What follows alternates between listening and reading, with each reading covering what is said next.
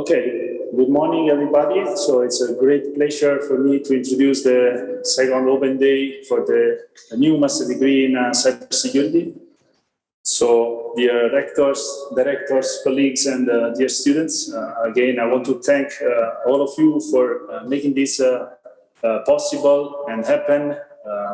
I'm very happy we received already in the first year more than 70 students enrolled, out of which some 50% are foreign students. And also the enrollment that we are receiving for this year, particularly for, what is possible now, we have enrollment or at least application from foreigner students.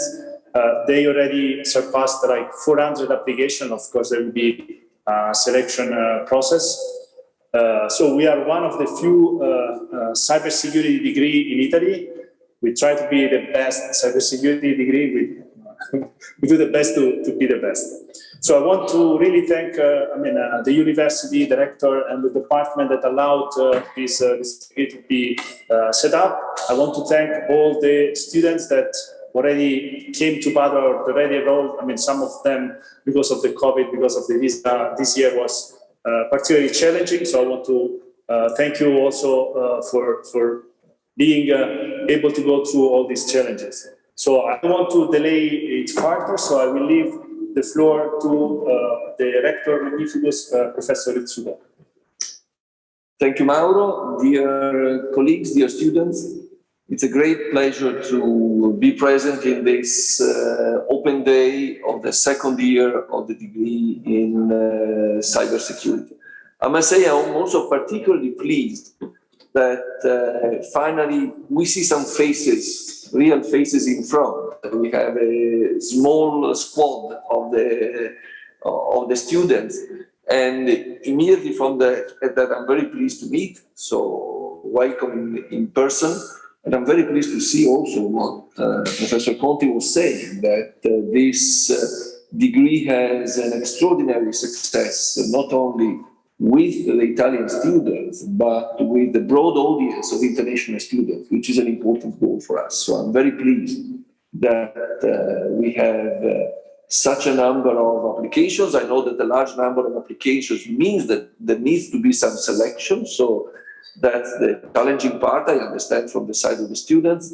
But for us, it's the guarantee that we are on the right track. I must say I'm particularly grateful to the two departments, the Department of Information Engineering and the Department of Mathematics, because, you know, when you are top ranked in the nation for scientific research, when you have more than 20,000 new students every year, the first reaction would be, let's stay how we are. Why do we need to change anything? We are, we have a lot of success in students, with the nation, and this is the wrong attitude. You need to look ahead. You need to plan. You need to plan in time what is necessary for the best success for the students and for the best success of societies. And if we now have a degree in cybersecurity, this is because it was thought 4 years ago. And now we know that in the recovery plan of Europe, cybersecurity is an important goal. But now we have a degree because we thought, not because we read it in the newspapers, but because we thought that it was necessary for a leading university to be on the edge of higher education and to provide the new students with new opportunities. And of course, as Mauro, with legitimate satisfaction was saying, the plan was saying because of the quality of research was to be leading in the quality. So not only to have a degree, but as he says, to have the best degree. And of course, this is what a university like ours in all fields wants to have. And certainly in this field, in which the two departments are leading departments in scientific research of the nation. So I welcome you. I'm glad that you are applying in big numbers.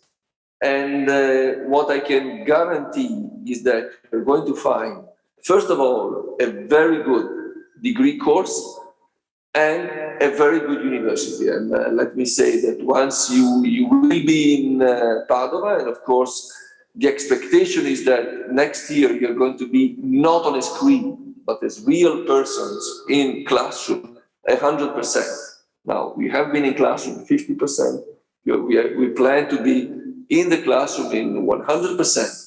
And then you're going to experience that university is meeting students, is meeting professors, is meeting leading people in what you're going to study, but also to meet people who do something completely different. Psychologists, sociologists, philosophers, doctors, medics. Having a degree and opening your mind means being in a university, which is a place where you have global culture and global type of students. And this university will be very rewarding also from this point of view.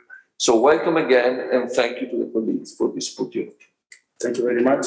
I will now leave the floor to the director of the mathematics department, Professor Chiarellotto. Good morning, everybody.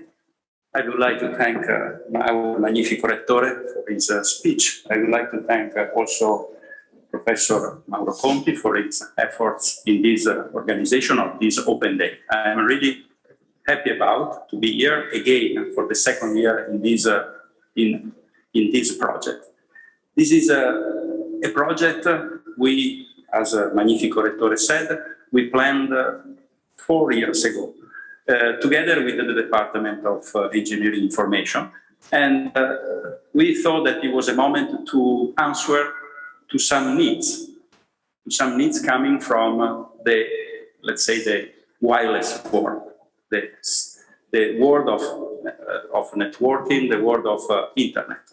But we thought that it was not just to answer to the needs, but that we can see, but also to the future needs, to the possible needs that this world is going to ask to us to solve. We don't know what is going to happen to our world, and but we are here. We are here with our master in cybersecurity, ready to answer to the possible questions, to the possible problems that we will have. In this, for this reason, we decided to merge our two departments, the Department of Engineering, the Engineering Department and the Mathematics, together, because in this way we are more, let's say, more weapons to answer. We have more subject to study, because this is not the only project that we have between our two departments. We have also a project in data science, in computer science. So I think that, as Magnifico Rettore said, here you will find not only cybersecurity here in Padua, but you will find a lot of other classes, a lot of other subjects that you can study. So for this reason, I'm really proud of this. And I like to welcome all of you here in front of me. I would like to welcome also all of you far from here, out in all the part of the world. I'm really proud of this, that we can have a lot of foreign students. This is really important for us. Foreign students is going to bring to our small nation like Italy is going to give to us a lot of new inputs, and this is really important for us. And I would like also to thank also the guests of this open day. Thank you very much. Thank you very much, Bruno. Now, on behalf of the director of the engineering department, Professor Meneghesso, we have Professor Pharaoh. Good morning, welcome to everybody. I would like to thank our Rector Magnificus for his encouraging and motivating welcome. It's really a pleasure for us as a Department of Information Engineering being one of the promoters together with the Department of Mathematics of this new master degree which started last year. As you will hear today, many times during the morning, cybersecurity is really an interdisciplinary matter. It has computer science, computer engineering, psychology, law, business as pillars of its subject, and it is really great for us to be part of an interdisciplinary project.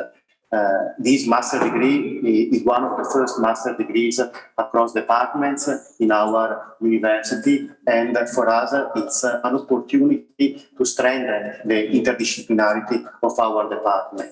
I mean, we already host several engineering master degrees, automation and control, telecommunication, computer engineering, bioengineering, electronics, and really cybersecurity is the opportunity both for us to contribute to the whole spectrum of ICT technologies to this master degree, but also to bring in our educational offer and also in our operations a lot of interdisciplinary subjects from other areas, which opens opportunity for us.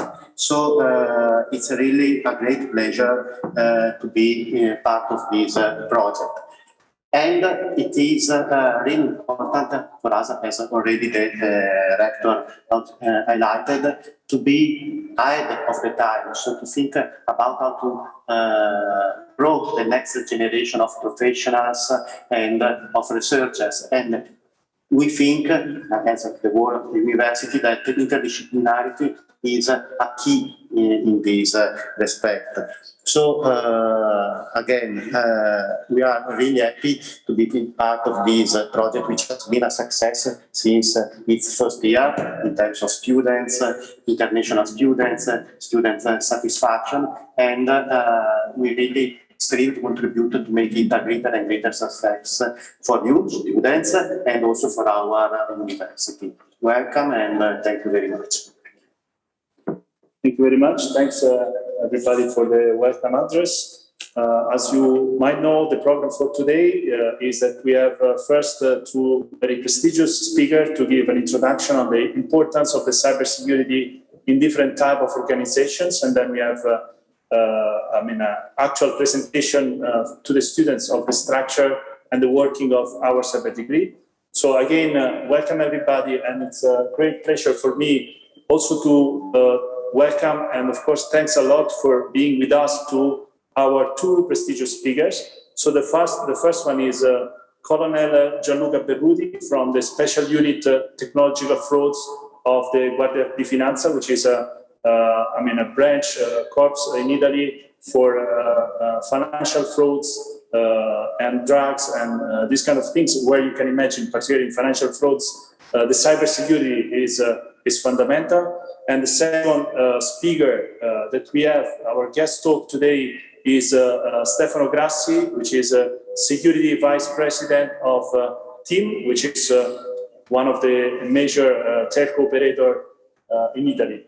So thanks for being with us. So I'm going to first introduce the talk by Colonel Berruti, which I hope should be willing to share the slides. But in the meanwhile, let me give you a very brief introduction. So Colonel Berruti has been recently promoted as the youngest colonel of the whole Italian military corps, only 41 years old. He's the commander in charge for the investigation group of the cybersecurity and cybercrime special unit of Guardia di Finanza, an experienced manager with a demonstrated history of working in the economic financial police field, skilled in computer forensics, information technology and data analysis, intelligence analysis, and law enforcement. All in the first few months of this year, his group was in charge of more than 100 cases, including cyber attacks at the economic ministry, the seizure of dark web markets, or the famous investigation of traffickers of illegal vaccines. So welcome again, thanks for being with us. And Colonel Berruti, the floor is yours. Thanks again. Good morning everybody. First of all, I want to say thank you very much. Thank you very much for giving me this opportunity to be here with you. I want to say thanks to the Magnifico Rettore for this really prestigious invitation for our financial and economic police special unit that is in the really, I would say, first floor regarding the cybercrime and the cybersecurity matters I want to say also thanks the opportunity of organizing this speech and talk a bit about our unit. I want to say thank you very much also to all the other guests and to all the students that are participating to this very important open day. Let me say also good morning and personally was one of my teachers during the academic course, and I'm really happy today to have this big honor to share with him this important event. As the first things, by sharing our presentation, I want to introduce you a bit, which is the Italian Guardia di Finanza special unit that is involved in the cybersecurity, in the cybercrime. I start by saying that it's not a unit who is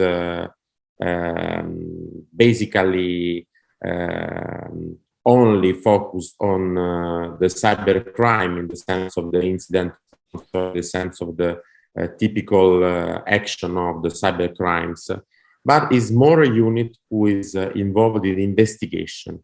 Because as all of you can basically understand,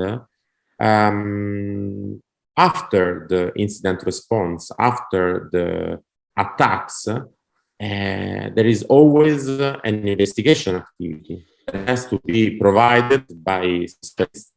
And it's very difficult and complicated. It's very difficult and complicated because all the cyber attacks can easily have three particular characteristics.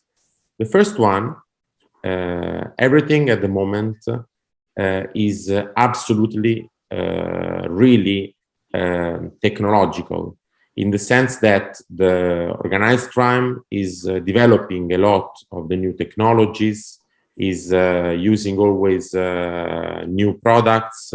So for the law enforcement agency like Guardia di Finanza, it has to be really a central task, the development, the studies, and also the skills of the agents and of all the personnel that is working on this field. The second thing is that all the attacks and basically all the activities coming from the web, as you can easily understand, can arrive everywhere, from everywhere in the world, can be in Europe, can be outside of Europe. But at the moment, the Italian and the European system regarding the penal law is still organized through a geographical competence. So unfortunately, we still have to follow rules that involve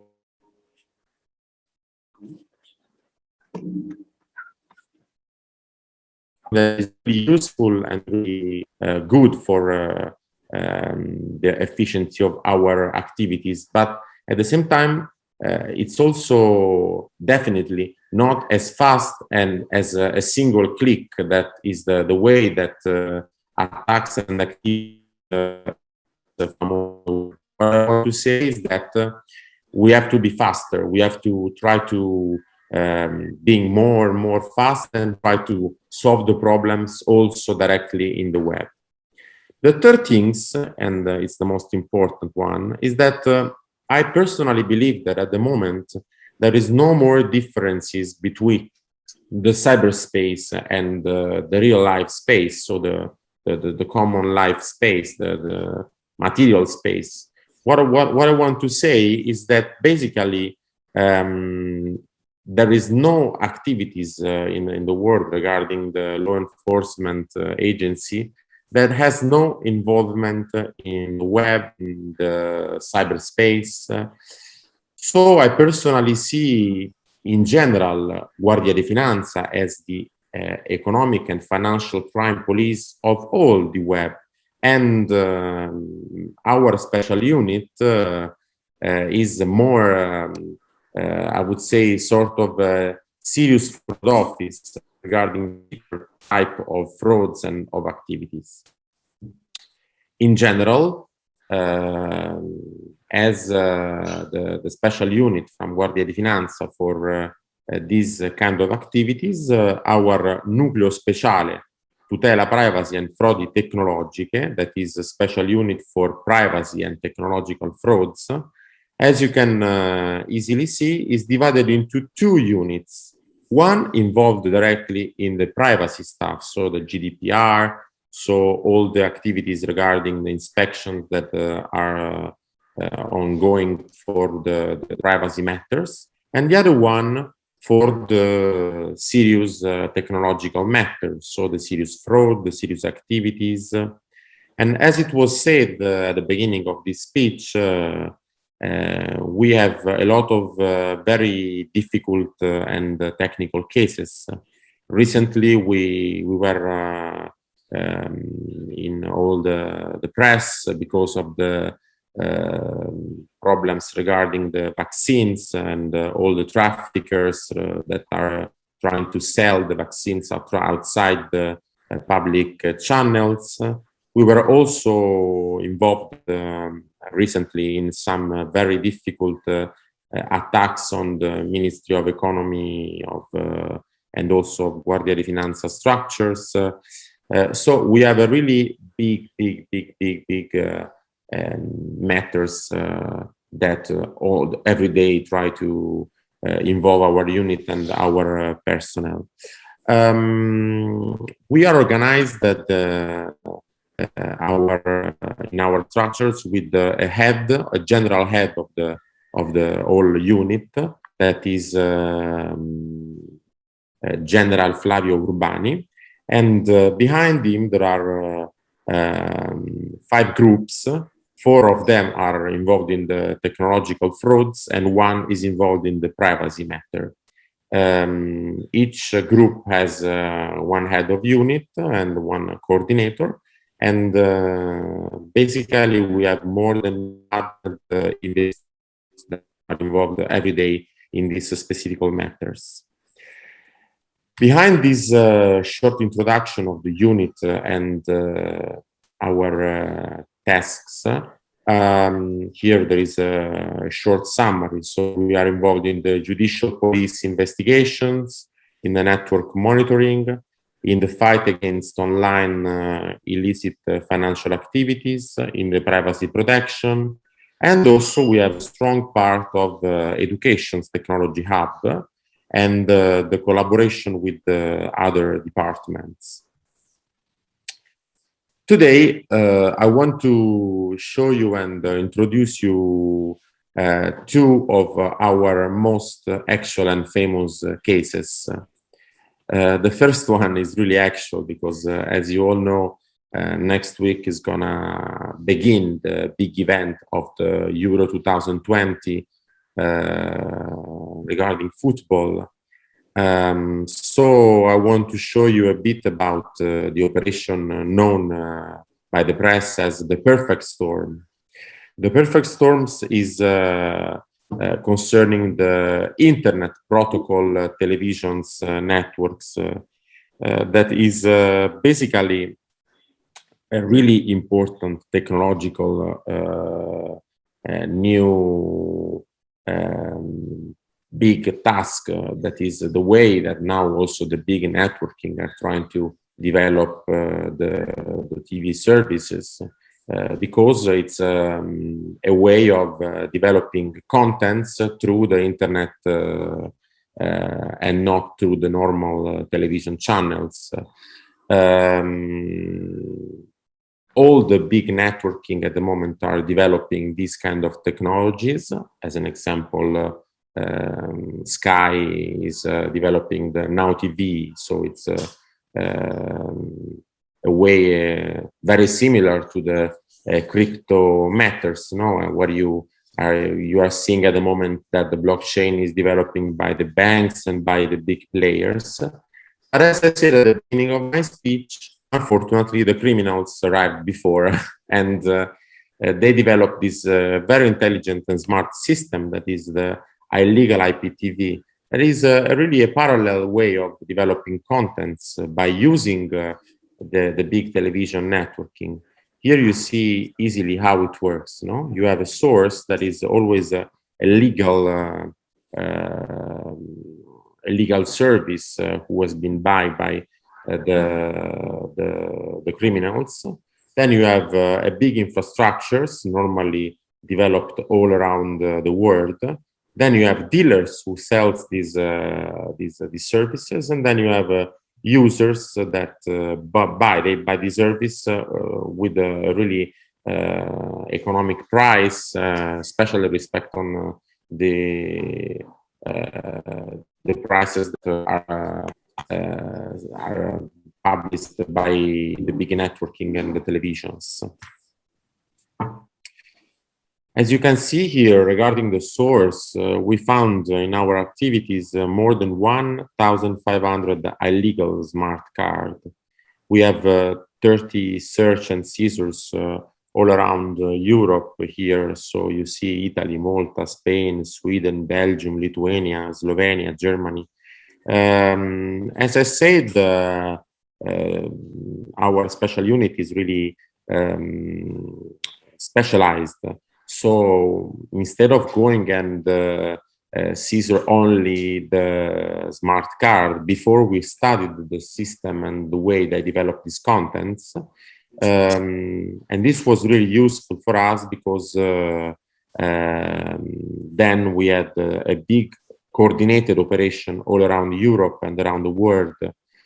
The sources are some, I don't know, Infinity or Netflix or Sky channels that has a rent that's being paid by the criminal organization, and they are used only to get the signal from the big networking. This is the most important part. Through a great and easy platform, really easy to use, the signal is then sent to some infrastructures that normally are servers in big server house, also server farms. These infrastructures are very useful for two reasons. The first one, because as I said at the beginning of my speech, it's very difficult for a police force to get infrastructures all around the world. And basically, you know that through the hybrid cloud and through the virtual servers, you can easily use infrastructures around the world and develop contents. And the second, because through these infrastructures, you can share the signal get from the sources everywhere you want by using a very simple platform and very useful platform that allows everybody to create his own Internet Protocol TV networking. Of course, behind the infrastructures, you have some dealers that basically are people who is selling this service everywhere in the world. Easily, you can find also families, also young people, because everybody can really share his own network. So the very important things regarding the criminal 5.0 is that instead of stealing 1 million euro from one person, is much more useful to get 10 euro from 1 million person by selling these kind of services. As you can see also here, we have a very important part regarding a big seizure that was the very important part of our activities. That was a special measures get from the Italian prosecutor office.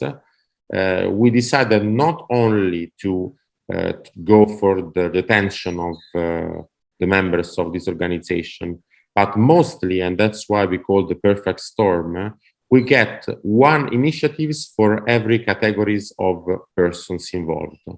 So for the organizers of these big traffics, we have this big seizure of more than 10 million euros.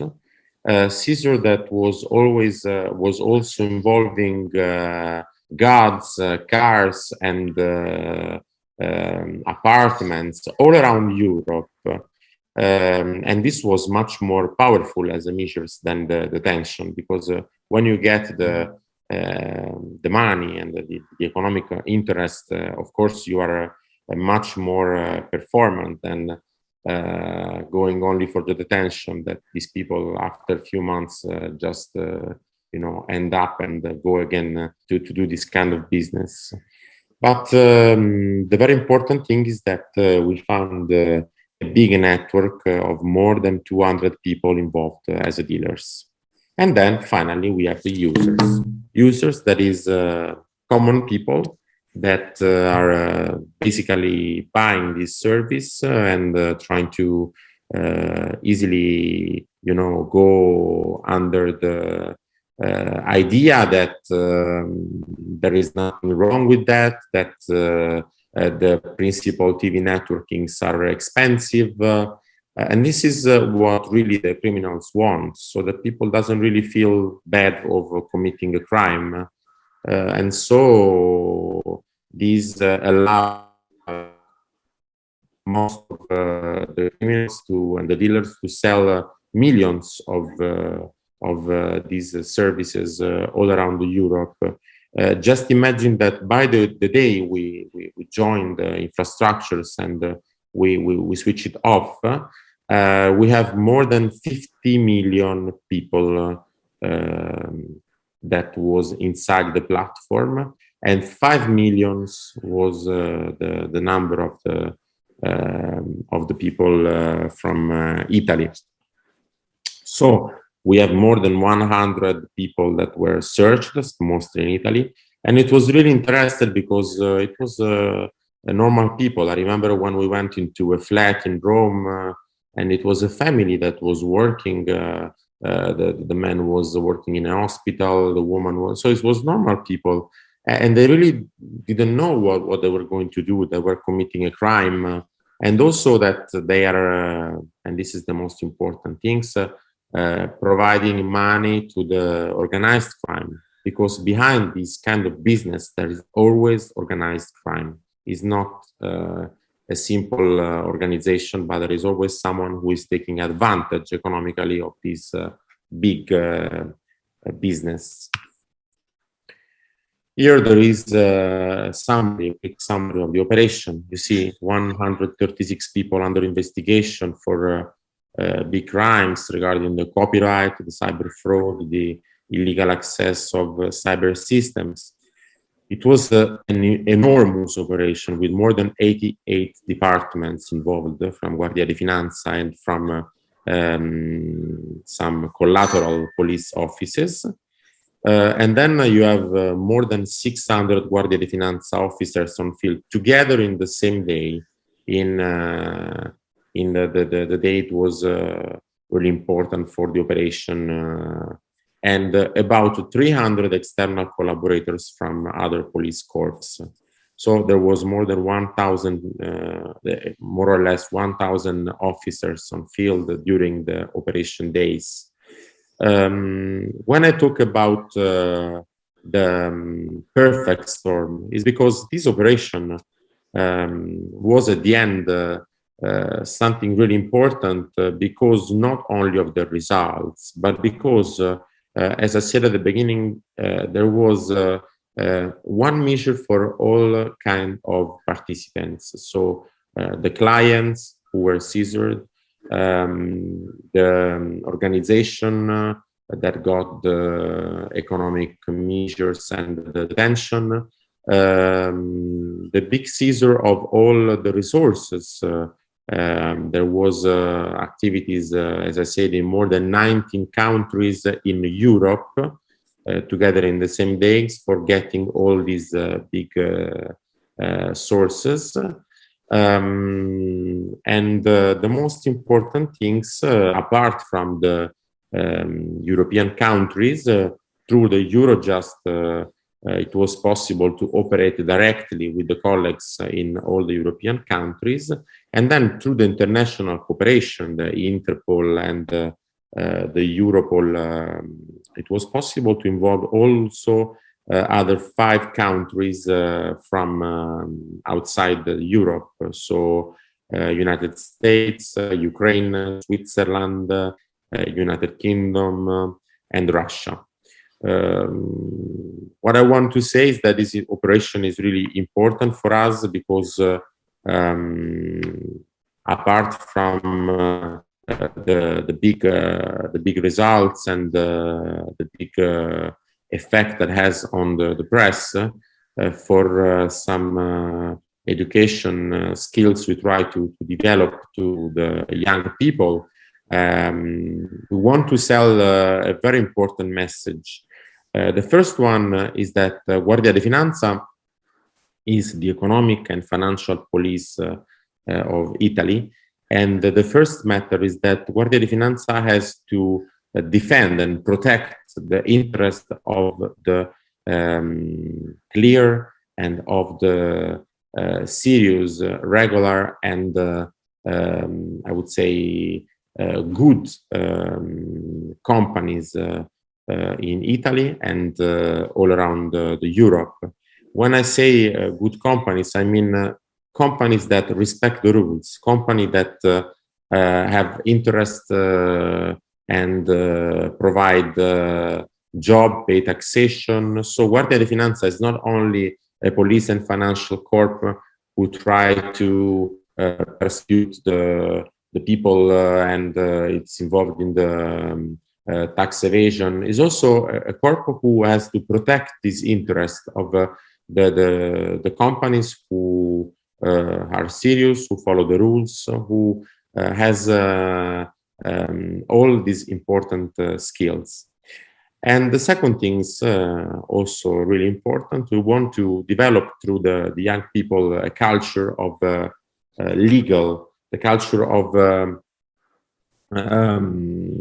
I would say knowledge. No, as I said at the beginning, there are few interests of the organized crime in these businesses. So when you get one of these illegal service, you give money to the organized crime, and basically the people is not really involved in this, and they don't know what's going on. And the second thing is very important. Through the pandemic at the moment who is going on, of course, there are problems regarding job, regarding people who is unemployed, you know, and this kind of traffics really give big damage to the Italian economy, to the economy of these big companies, and this is then traduced into a lack of working position, in problems regarding the workers. Just imagine that, as an example, the field of private TV networking has a big decrease of all the workers and all the interest due also to the illegal traffics. So we want to protect the interest of the good companies, and we want to give all the young people also a really important message from our structures, that is, don't go for services illegal because you don't know who you are giving your money. We also got a very important prize from the, of course, association of these categories, and it was a big satisfaction for myself and for the court because, of course, this operation,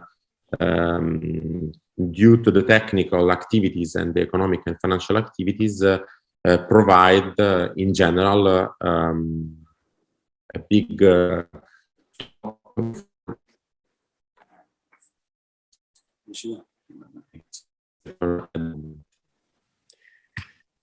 I go shortly now on the second case I've prepared for showing you. we go into a similar field, although a bit different.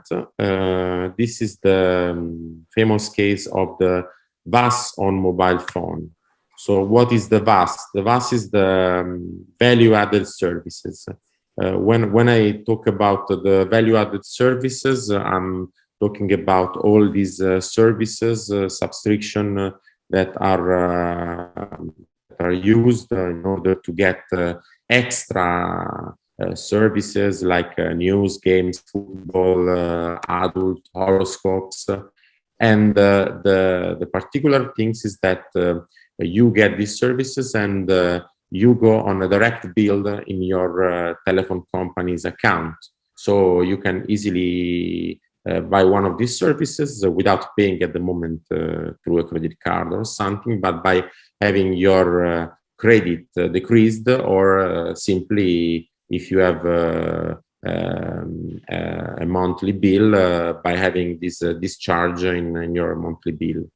So these value-added services are the, I would say, biggest business of all the telephone companies at the moment. There is a very, very big amount of money provided through these services, basically more than the normal telephone traffics. So it's a very important field for most of the telephone companies. And for the European legislation, when you visit one of those VAS pages, so imagine, I don't know, a news page or an horoscopes, you have to provide your services through a double click. Well, you after a double click, you got a confirmation that there is the activation of this service with a cost of, I don't know, depends, normally €5 per week, or it's simply once in a while. But basically, the activation has to be provided by a double click. So first click, you choose, second click, you confirm, and you get SMS. If you want to cancel this service, then you go to the customer service of the company. What we found is that, unfortunately, in our case, there was basically a no-click activation. So just by visiting the VAS page, it was there was the activation of the service. So by visiting the VAS page, you got the confirmation through a message, and your credit was decreased, or simply you got this money in your bill. Now I'll give you an example. As you see here, I want to see one big telephone companies. It was a clear example. You see here you have a credit of €11. You have 600 minutes left. You have 35 giga remain, mostly of your charge and your service. You see here you have a service that is an adult service in which you should, for the Italian law, click 2 times in order to possibly activate the service. But just by visiting the page, you see, you got a message, and immediately your credit is being decreased from €11 to €5.38. So it's just a matter of, a no-click activation that is basically illegal in Italy and in Europe. The other very nice task I want to show you is the activation of these services, also known as machine-to-machine. As you know, most of our electronic devices at the moment can really have a SIM card, and they can use the internet for doing activities.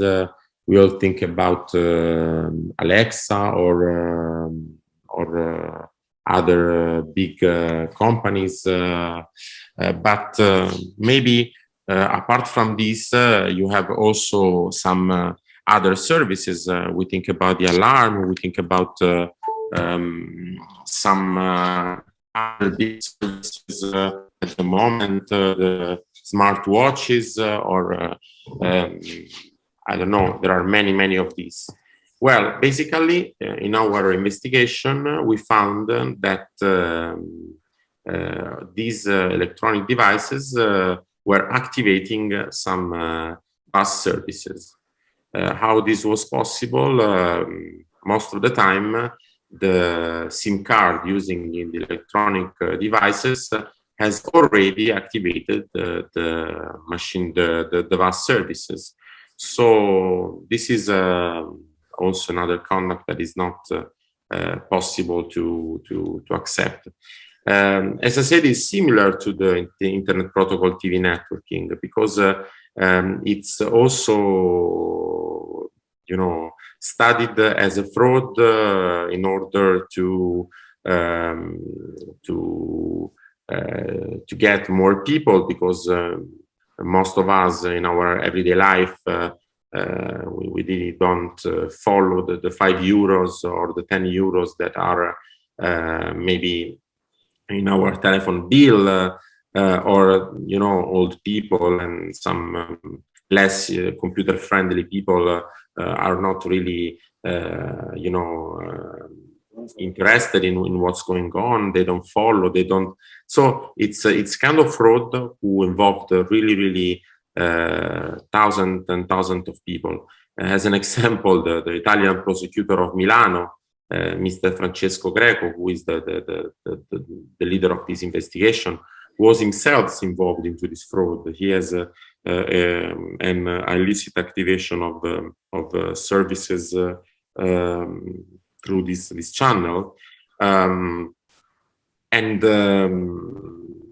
also here there was an enormous business behind these illicit activations. As you can see, there was many people under investigations. There was some employees of one of the most important Italian telephone companies, and they were, you know, having a different role in these activities. They were at the same time members, employees of the telephone companies, but also developers. Some of the companies involved in these illicit frauds. There were also consultants.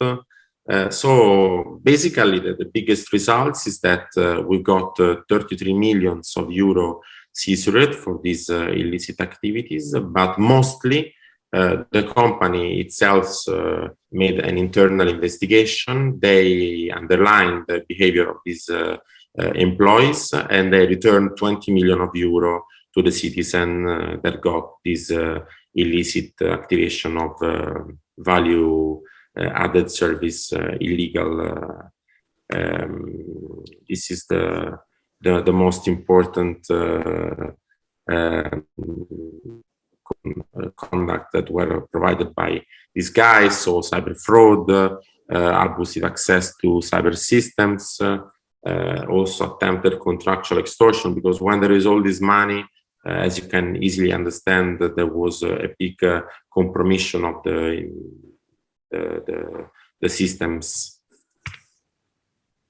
Well, what is really important, the Italian AGCOM, so the Italian agency for the independent agency for the communication, stopped the illegal mechanism, because at the moment there is a power from this agency to give big economic sanction in order to prevent the activation of these services without the clear procedures by the customers. So what I want to say is that the zero-click and the machine-to-machine pre-activations is not possible at the moment through an activity and administrative activities provided by this Italian independent agency.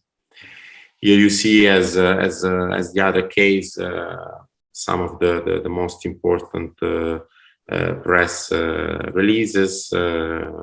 We had a very big as I said, there was also the involvement of the judge from Milano, but also some very popular and famous people who were involved into this illicit activation. So it was really a very important case.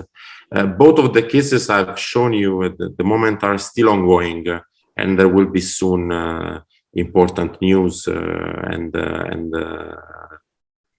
I would say that are really in our everyday life. Well, basically, I end up my presentation. I hope it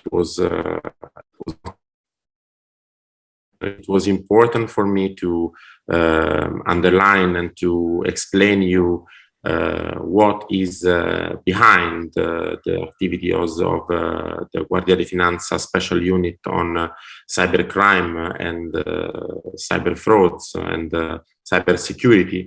As I said at the beginning, one of the big mistakes at the moment is that everybody's focused on the incident response and on the attacks.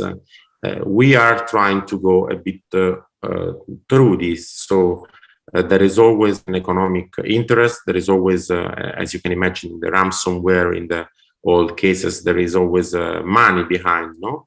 And Guardia di Finanza is really focused on perform investigation and develop tools in order to go and protect the interest of the honest people and honest companies. Professor, I thank you again for this important opportunity. I give you back the floor.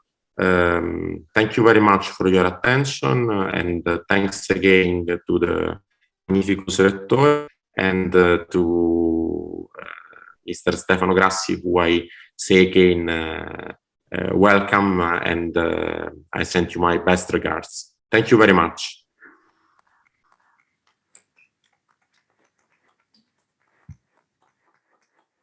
Thank you very much, Colonel Bebuti, for this interesting presentation of this investigation, the impressive numbers of this fraud, the impressive effort that you are putting together with other people, of course, of the Guardia di Finanza, and thanks also for these activities. I don't know whether we have a question from the YouTube streaming. Is there a question?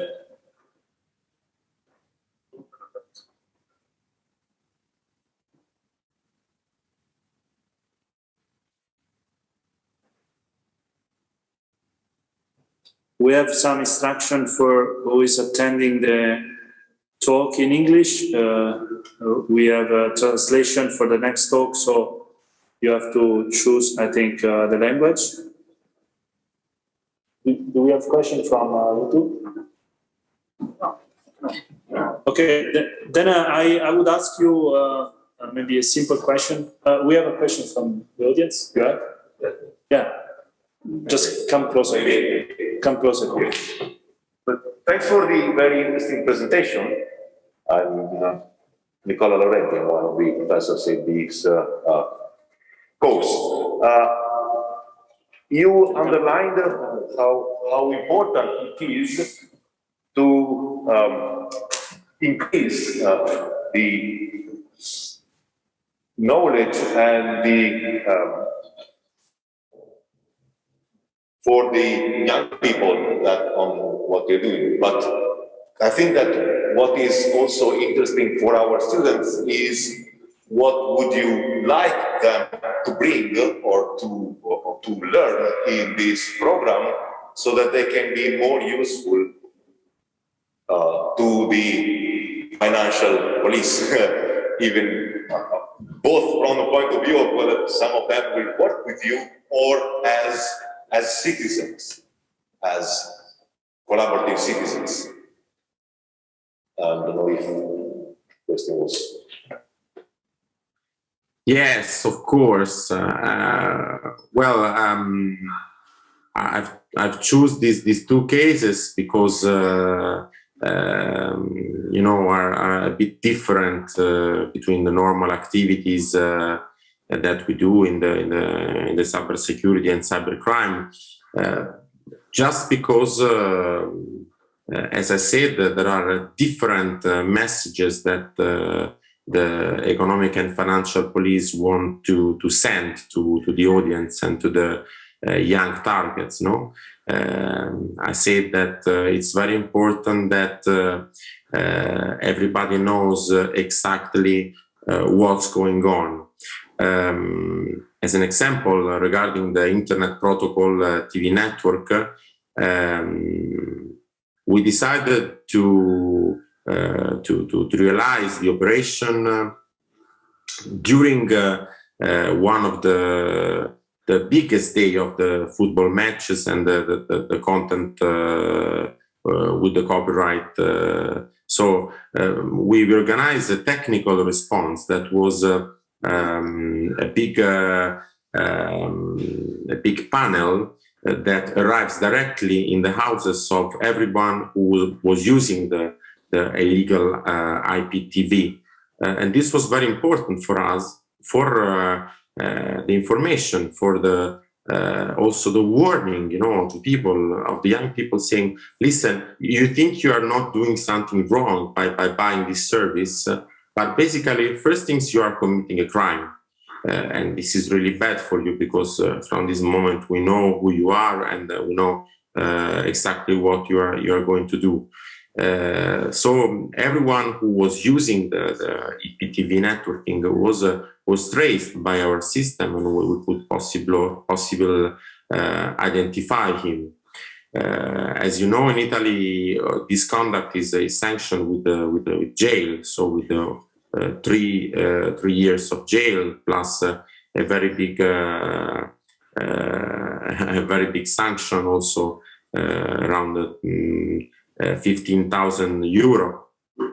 And the second thing is, by using this panel and sending to everybody who was looking at the Internet Protocol TV networking, we also try to warn people by the fact that they are damaging some companies who are acting following the rules, so honest, for criminal organizations, so for people who is using them the money for other things. So they are giving money to the criminal organization, and this is really important, because at the moment, through the Telegram and through other social media, it's really possible, just by a search, to buy and to get every possible services illegal. And as we know, also through the dark web, who is easily get. You can buy everything. You can, and most of the times, or it's frauds or it's organized crime. So I really agree with you. It's really important to have a deep message, also by using the media and by making clear information that what seems easy and what seems economically convenient is not, is a fraud, or is a way to give money to the organized crime. For the second case, also, it was very important for us to protect the customers, because customers got a big damage by this illicit mechanism of the value-added services. And as you know, most of them then didn't really, accept the fact that it was a fraud, and also it's very difficult to quit this service once you have activated them.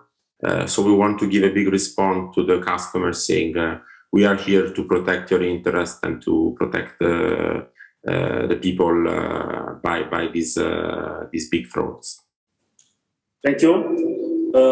If I might have another quick question with respect to the career in your special cybercrime and fraud unit and Guardia di Finanza. So if somebody wants to join your unit, what is the path? I guess that the cybersecurity degree would be useful, but I mean, what is the path that students have to do? I mean, they need to enroll or try to apply for general Guardia di Finanza, or they can directly apply for your special unit? Well, this is also one of the other reasons why I'm here today, because Guardia di Finanza has, of course, internal resources, has an internal school that is very popular. It's Economic and Financial Crimes School in Lido di Ostia, has an internal systems of recruiting for this special unit, but also we are very interested in two things. The first things, we are interested in possible cooperations and possible developments of part of our investigation, especially the technical ones. And that's why I think this master degree and this course is very, very important, because basically it's difficult to find someone who has both a technical and a rule preparation in order to work in this field. Mostly you have or engineering or people who is technically ready, but on my experience, it is really, really important to underline the cybersecurity and the cybercrimes matters in different ways, not only in the technical part, but also by opening the mind and, as I said before, by being ready of studying the new technologies and everything that is going on in the world that is out for a reason. I remember when I was in the Economic and Financial Police School doing the superior course, it was 2014, and I was already studying the cryptocurrencies, and there was a sort of underestimation. Everybody was like, well, the crypto, this will end in 1 year. And now we see that this is transforming all the way we are acting, because at the moment you cannot still believe in the famous follow the money that was for years the principal way of investigate, because with the cryptocurrencies, let's think about Monero or other different difficult cryptocurrencies, you cannot follow transactions. So you have to invent new way of investigating. Now we have the undercover agents that are really important for us. We are in the internet and we follow the transactions. So for this second way of acting with the collaborations and with the operations, I think that it's very important, the professional part. And that's why I'm really happy to be here and to participate to this open day, because this course can really be useful to create some people, and why not in the future to have a collaboration and cooperation with us in our big cases and investigations. Thank you very much. Thanks again, Colonel Berruti. In the interest of time, I think we need to take other questions offline. So thanks again. Thank you very much. Thanks. It is now my pleasure to have to introduce the other guest speakers that we have, which is Stefano Grassi, Security Vice President of TIM. A brief introduction about himself. He's somehow also linked to the Guardia di Finanza because he was attending the Guardia di Finanza Academy. He began his military career in the corps where he held the position of increasing responsibility over the years, becoming field assistant to the Ministry of Economics and Finance in 2001, commander of the Lombardy Regional Tax Policy Unit in Milan from 2002 to 2004. After that, he was at Poste Italiane Group Vice President, Security and Safety, with the responsibility for security of large company assets across all areas, human resources, and so on. And at the same time, held the position of CEO of Poste Tutela SPA. In 2015, with the Rome Prefecture order, Gabrielli was appointed director for the extraordinary and temporary management of important companies involved in the Mafia Capitale investigation. In 2016, I took the position of Head of Security at Salini Pregilo SPA, with the responsibility, among other things, for coordinating information with national and international security bodies and guaranteeing physical and material integrity for sites operating abroad in highly critical countries. He has been at the head of the security at Telecom Italia since September 2016, with the responsibility to ensure safety and protection of human, material, intangible, and infrastructure resources, as well as fraud management activities aimed at preventing and combating fraudulent phenomena. The security function also ensures the provision of mandatory services dedicated to the judicial authority and all supplies of services and products of dedicated TLC. Since October 2016, he has been member of the board of directors of Telsi SPA, a company of telecom group certified by the Italian National Safety Authority as a system supplier, ICT solution and services for information protection at all levels. From 2017, he has been appointed chairman of the board of directors of Telsi, and by resolution of stakeholders meeting of 2019, he was appointed director of Telecom Italia's PARTE SPA. So great pleasure for us to have you here with us, Stefano Grassi, and I leave you the floor.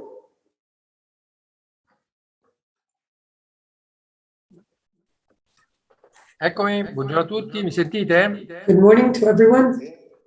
È chiaro? Bene, bene. Allora intanto ringrazio sentitamente il I professor would like to thank Professor and Rector Rizzuto, who invited me, even though remotely, to this open day event in cybersecurity course. I would like to say hello to all of the professors and to Professor Mauro Conti, who has coordinated this degree course. Hello and welcome, Colonel Berruti, who I know and have known for a long time due to work experience together. And one of the most important things, I also want to say hello to you, students who have participated and attended this course, who are the true protagonists. I will now speak and give you my witness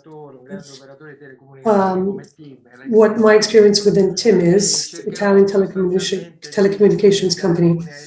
And I'll try to provide some highlights to see what some of the challenges we face on a daily basis to protect our assets, our computer assets. So let's start by mentioning some information about the company, TIM company. Looking at the slide,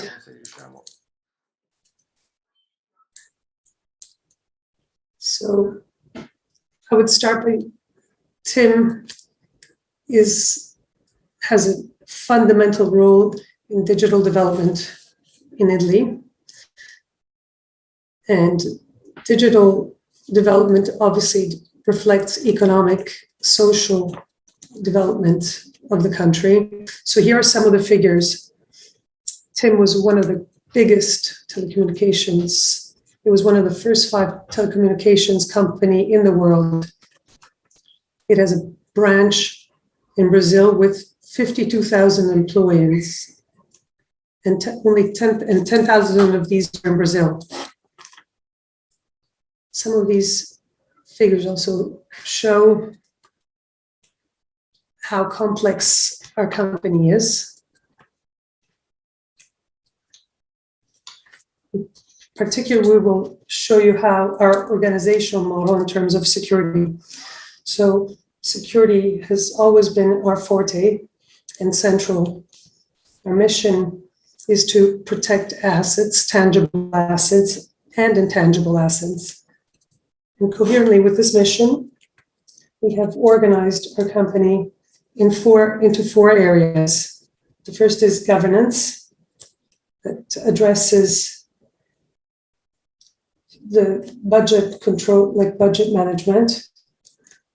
And then there's a protection of assets, in the lower left area. So the physical assets. Then there's, in the top right, it's a cyber focus, which will be what I will speak about and focus on today.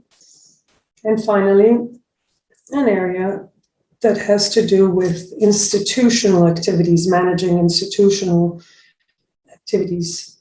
So intercepting and in relation to and collaborating with judicial and authorities and with governing bodies, which are information, so secret services as well. So our organization works holistically in terms of security.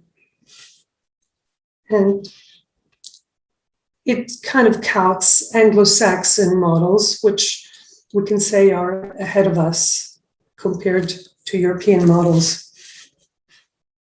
I should also mention to the legislation and standards of references. So we must come to terms with international standards that we must follow.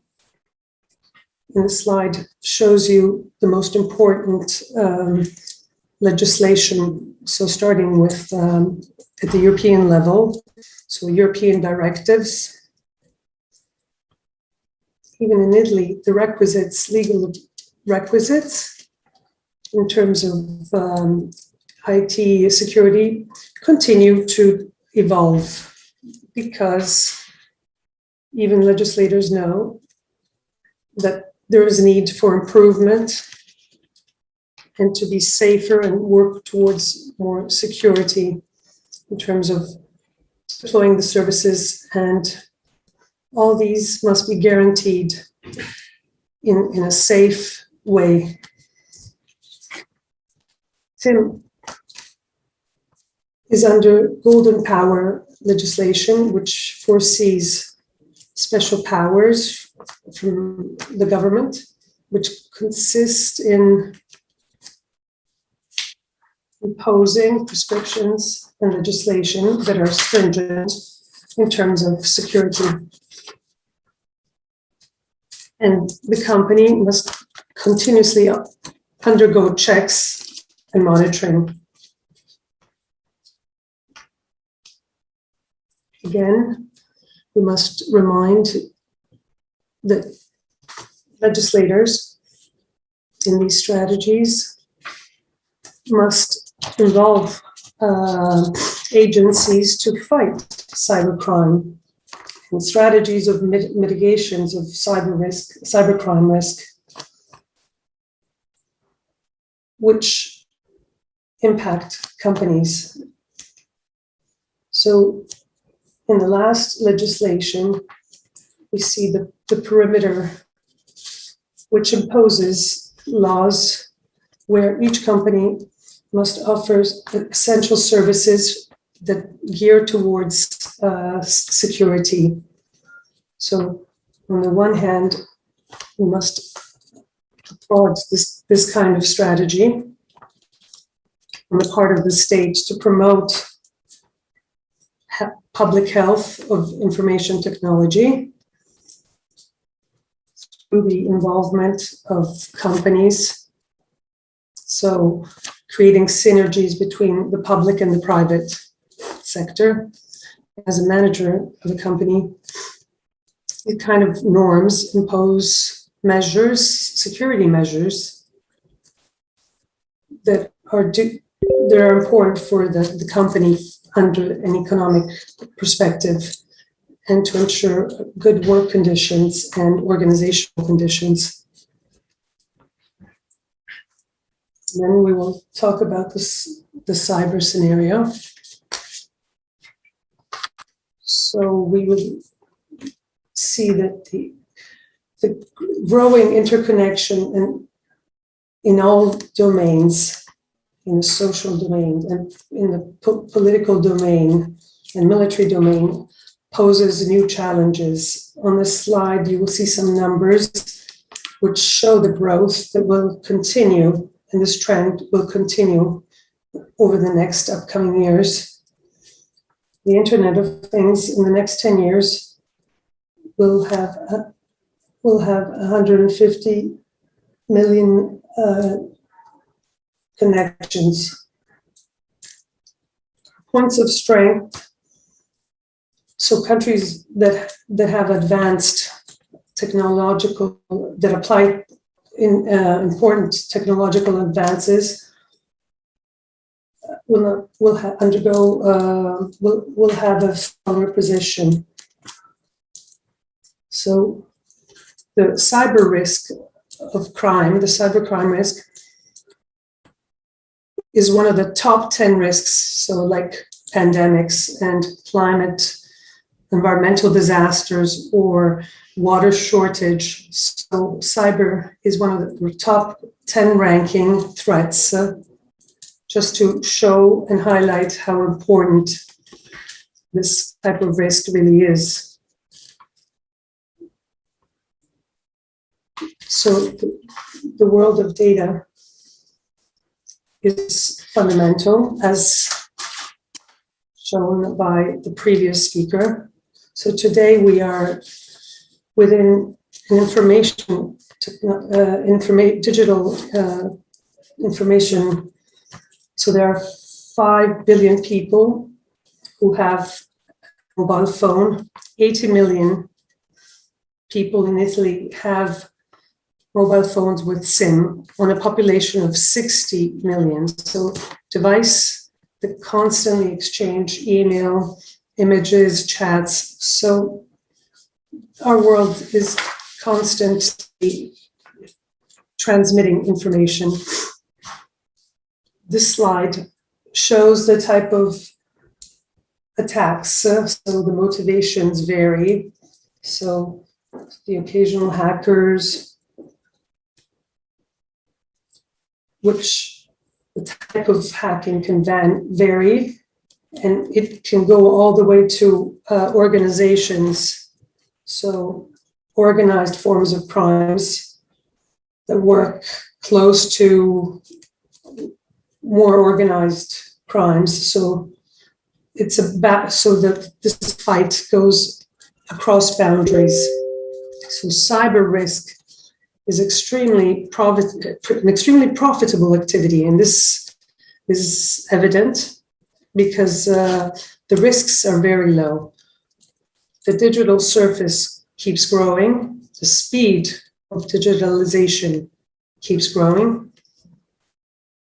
Attacks can also be very low cost and relatively easy. So attacks can be very simple to do, but there's a very strong asymmetry between those who attack and defenders. Attackers know where to strike, when to strike, and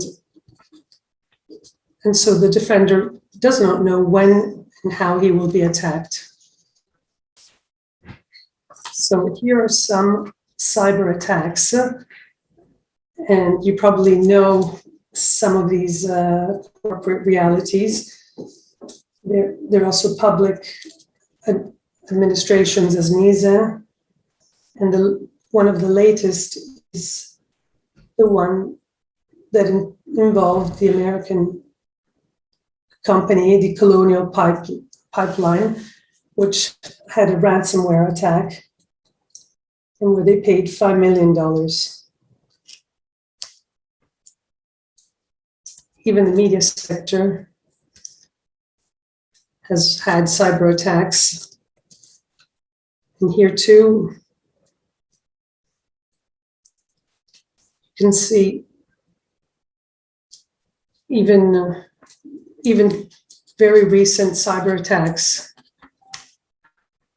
So in terms of the way Italy ranks compared to other countries, Italy is becoming more and more attacked by cybercrime. Recently, a report shows in the recent months this year, in January, it was the 5th most affected country. And in the following months, and it even reached 4th position recently. And now, in the latest report in April, it has turned out to be the 3rd most, the 3rd most attacked nation in terms of cyber attacks. In terms of our company, it reflects what happens in the country. Here too, we saw a similar scenario. So growing cyber threats. Our average is about 10,000 attacks per year, which is more than one per hour, one attack per hour, and includes weekends and night hours. So it's a sort of permanent guerrilla warfare. But this is common to all organizations, both public and private.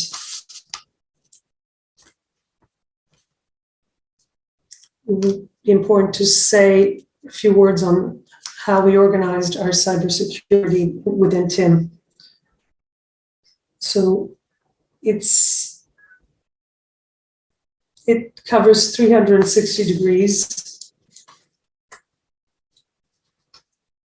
It's an ecosystem, cyber ecosystem. Within our board, we have four structures for. So there's one that does governance, and it follows business continuity. In the domain of policies and guidelines in terms of security. In the lower left, there's ICT risk management. Activity and the function deals with ensuring the processes of ICT risk management.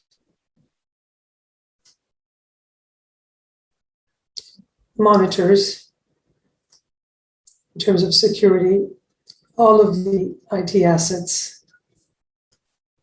Then there's a function that has to do with cybersecurity engineering, which deals with developing and developing the security platforms, all the measures that have to be managed centrally to guarantee protection of telecom and of our clients. And finally, we have cybersecurity operations and a part that has to do with laboratory, so in combating the attacks.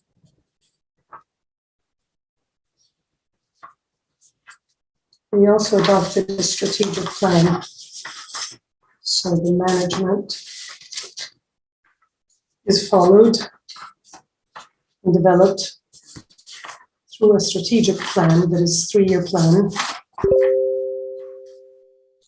which develops from the inputs that come from the outside, the environment in which we operate. It grows and develops also in terms from the input, so from the business strategies and the changes, the corporate changes, and then from the activities that are found within cybersecurity. The whole strategic plan is divided into projects which are monitored constantly to attain the goals that we have set. You will see in more detail the functions that I mentioned: ICT management, risk management, maps all of the IT assets that are inside the company. It's not an easy activity when there's a corporate reality that is as complex as the one I mentioned before, as it requires a lot of readjustment as technologies change and they advance. So there's an ongoing maintenance and ongoing mapping and maintenance is required. Then another important function is classification and classifying. So can't protect everything. So you must choose where to concentrate all your efforts and what to invest in. So the logic must take into consider the classification of the assets. So start with the more critical assets that require more stringent norms compared to platforms that pose lower risk and have lower risk. Another function is in relation to IT security. So they develop security solutions for security platforms, all the firewall and all the solutions that are required to protect our systems and our platform. So the board must ensure services that go to the judicial and the court system. So to guarantee such security entails great responsibility that is conferred to the board. The third area that I would like to highlight is SOC Security Lab. It's one of the more operative areas which fights cybercrime. The first two areas were more preventive areas. Although you try to prevent them, we know that they do, however, come, and no one can be immune from cyber attacks. So it's extremely important to be able to respond and manage attacks. So the Security Operations Center is exactly what it does. It monitors 24 hours a day, 365 days a year, all of the events and things that occur on our network. And it manages the different types of incidents. So the logic is risk-based. And it's very similar to the one hospitals use. So they classify and they perform a triage. And through red code, yellow code, green code, it confers priority to more serious incidents compared to lower or less severe incidents. So what is the path? What path are we following? What are the challenges for the upcoming years? So we have followed a path that leads us towards resilience, path that strives to have structure that is capable to mitigate and deal with attacks and can allow services to work quickly. So we have called this evolution path from backup to resilience. This path requires an evolution in terms of technology, because technology alone cannot guarantee security in an infrastructure, but you need processes and elaboration that can stay in step with this path, and training and skills in terms of the staff and employees. So we want to go from backup. So many organizations today have some data storage and backed up, but we must be able to guarantee a disaster recovery to all so that business continuity is guaranteed and operativity can be guaranteed even in conditions of unexpected events, especially for corporate realities that have to deal with the public. Business continuity is a fundamental step. So continuity measures. So we need mapping, inner mapping. Every owner of the process must identify the processes, the work processes that are most important, and then continuity has to be foreseen. So this training and practice is fundamental so that the plan can be efficient and capable of responding to an unexpected, unforeseen event. We have an important project, which is contingency plan, the playbook, what is known as playbook. These are not mere paper-based documents, but operative instructions.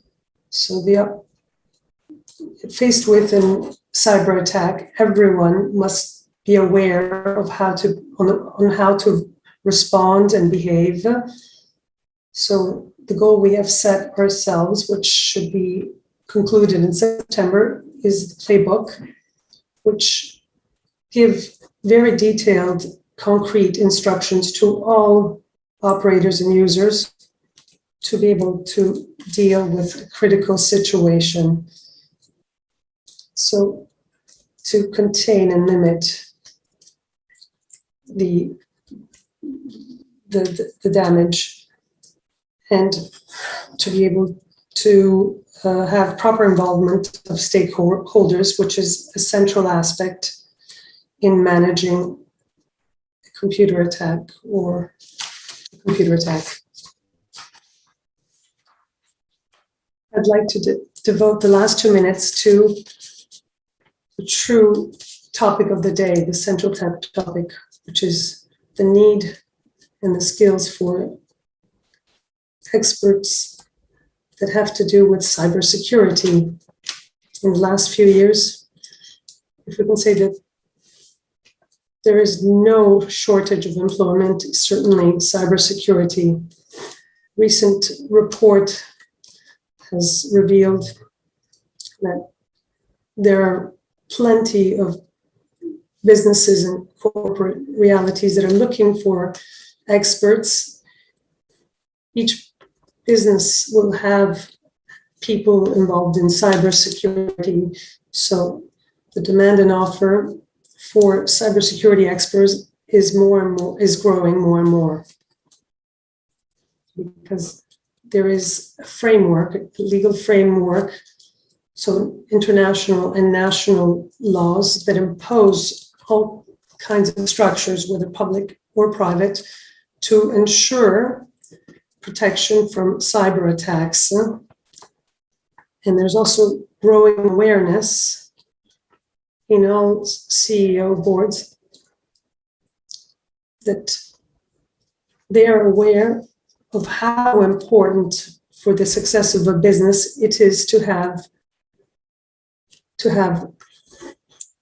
people who know how to deal with cybersecurity and to guarantee secure products. So there's great attention and focus. Even small to medium businesses are moving along this path and growing in this direction to reinforce security measures. An interesting model could be, for example, Beersheba, an Israeli city, which was little known until recently because it was in the middle of the desert, but today it is the capital of cybersecurity. Beersheba now has very tall buildings, with universities, multinational companies, the government and military working together, making Israel one of the countries with the biggest number of startups. There's one startup for every 1,800 inhabitants, and 30–40% of these are actually working in the domain of cybersecurity. It is an interesting model that needs to be highlighted. So initiatives as the one that we're participating in today, which see universities, great companies, bigger companies, the financial police heading in this direction, teaming up and working together to cooperate towards this goal is fundamental. Thank you for everything and all the best to students.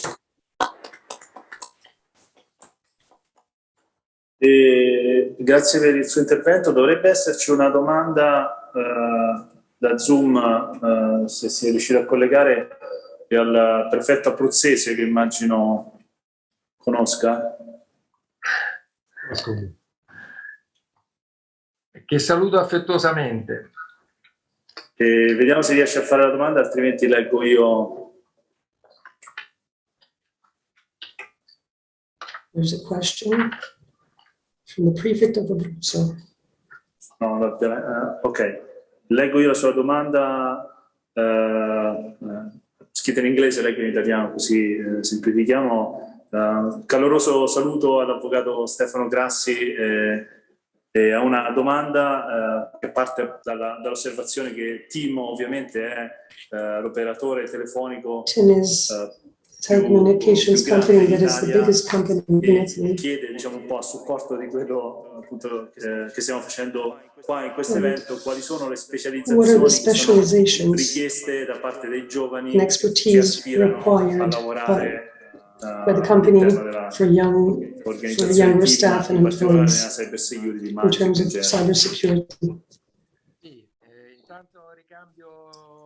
So I'd like to say hello to the prefect as well, with whom I collaborated in the past within Poste Italiane, Italian Post Office.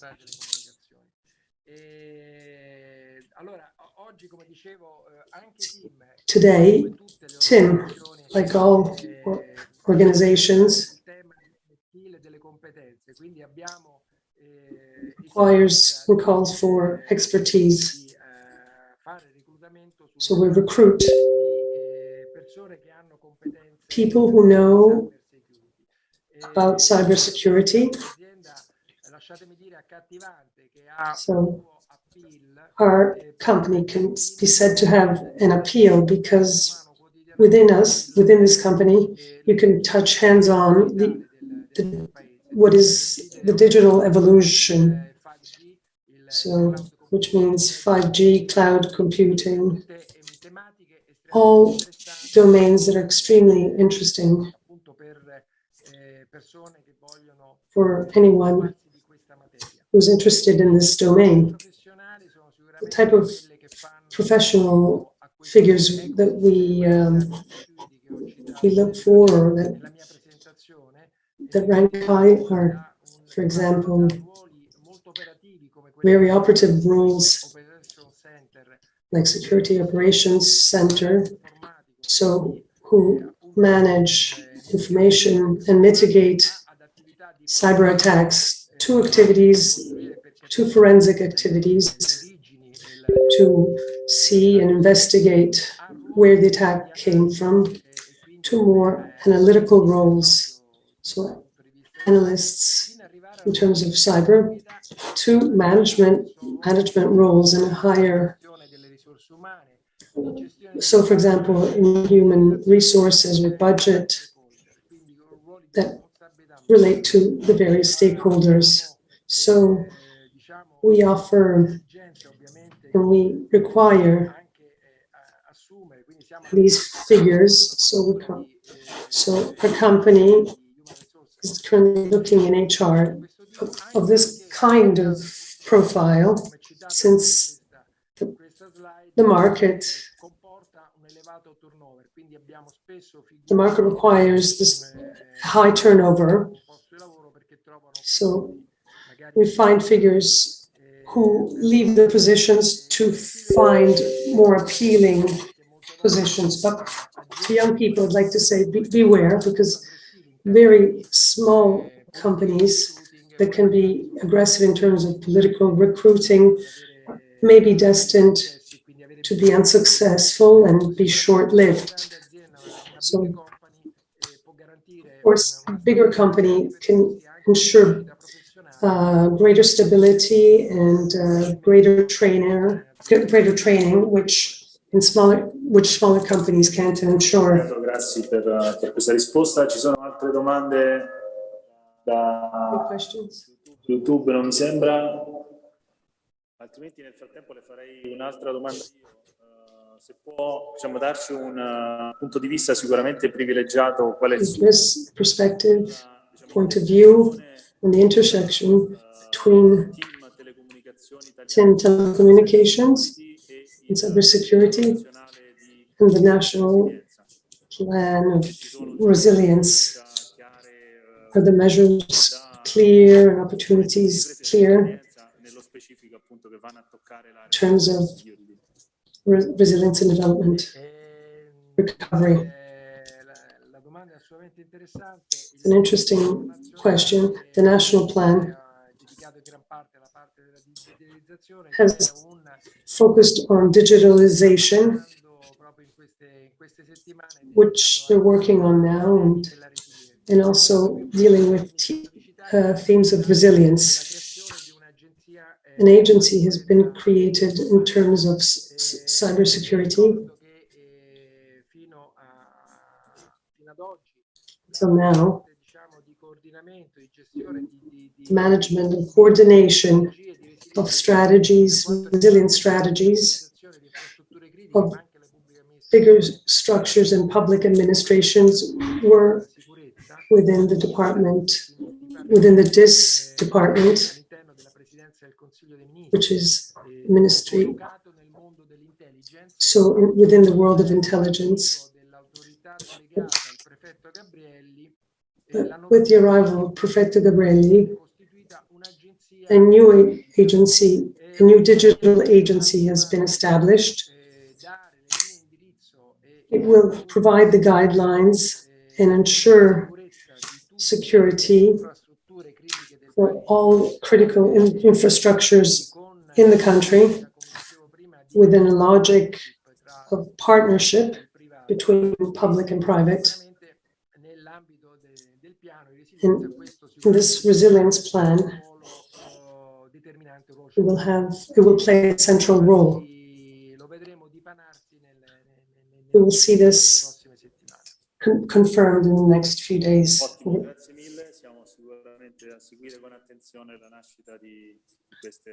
We will follow with interest the establishment of this agency to support national security. La ringrazio ancora per essere stato con noi e aver dato questo punto di vista di Telecom. Thank you for your telecom perspective, for all the information you have provided in terms of career opportunities. Thank you and all the best to everyone. Buona giornata e ci risentiamo presto.